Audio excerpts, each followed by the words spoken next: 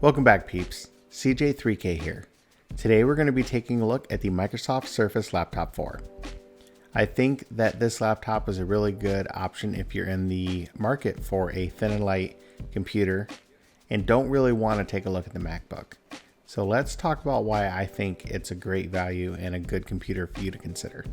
The Surface laptop that I chose to go with is the platinum color and the Alcantara finished keyboard base. I have the Ryzen 5 4680U, 16 gigabytes of RAM, 256 gigabytes of storage, and I got the 13.5 inch PixelSense display. This laptop retails for $1,199. Fortunately, I did not have to pay that much for it. I qualify for the education discount, so I saved a little bit of money on it.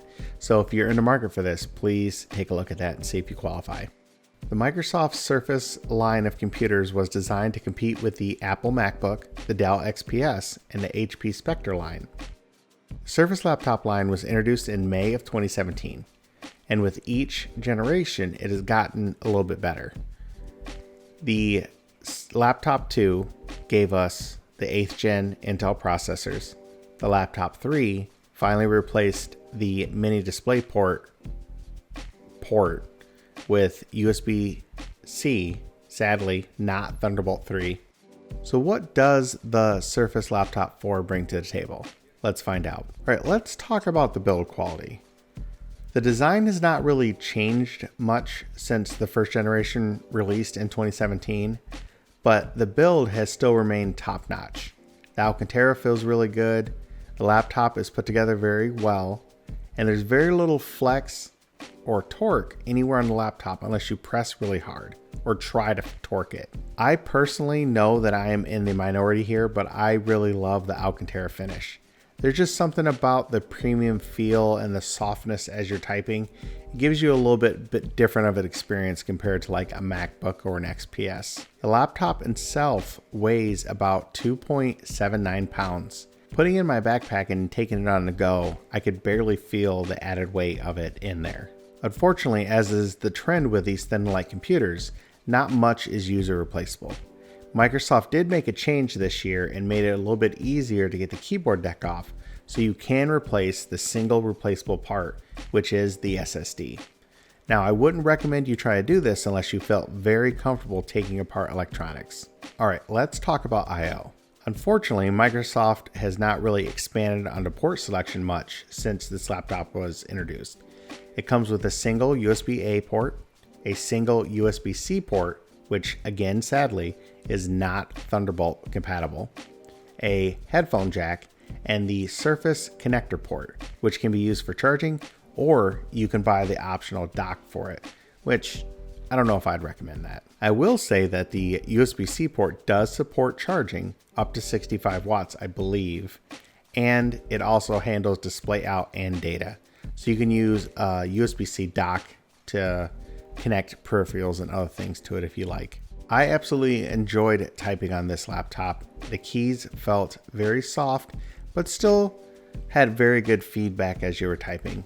There's a little bit more flex in the keyboard deck than I would like, but I think that is associated with the Alcantara material.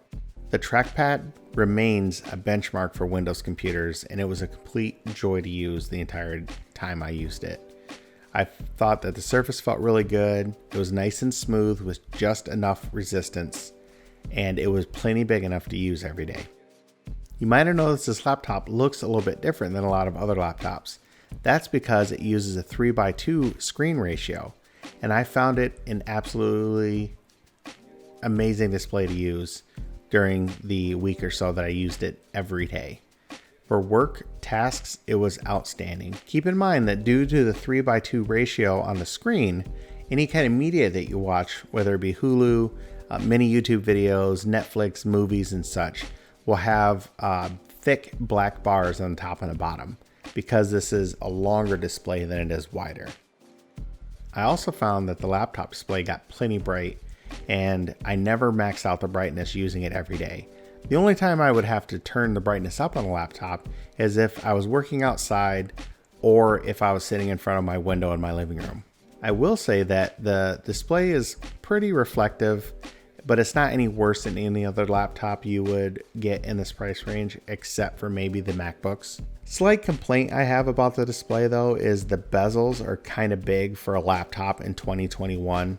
Although after a couple days, I stopped noticing them and it wasn't a big deal. All right, let's talk about arguably one of the most important things about this laptop, the performance.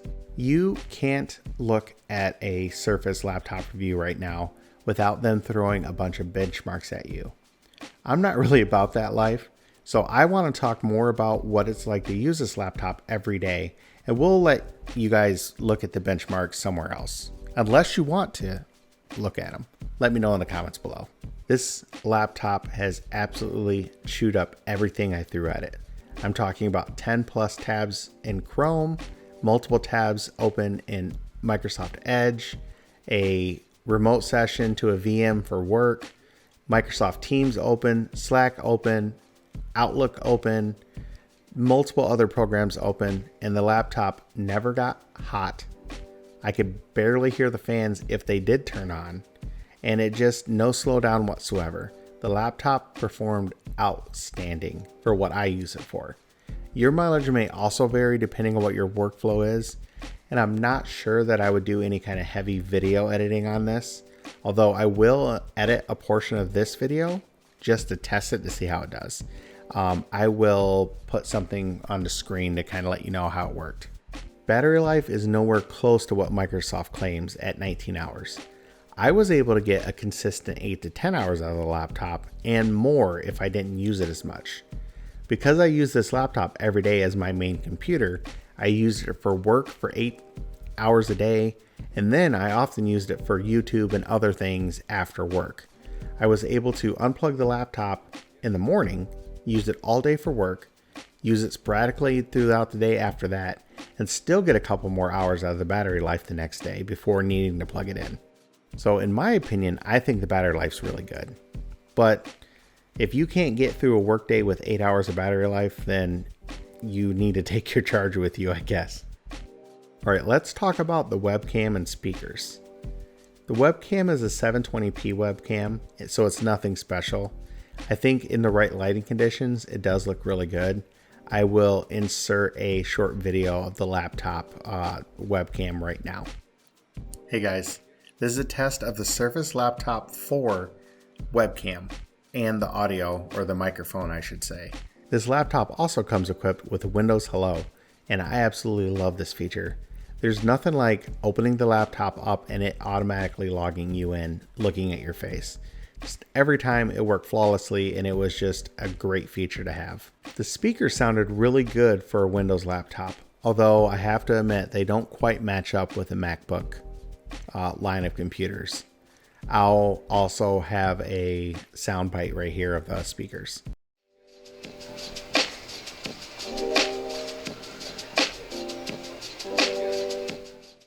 All right, time for my final thoughts.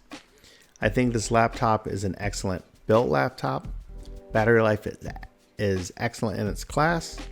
It's just a great overall laptop to use. I think if you're working on a budget, the $1,000 base model is a good option to go with. But if you can stretch your budget just a little bit more, I'd recommend doing like I did and getting the 16 gigabytes of RAM.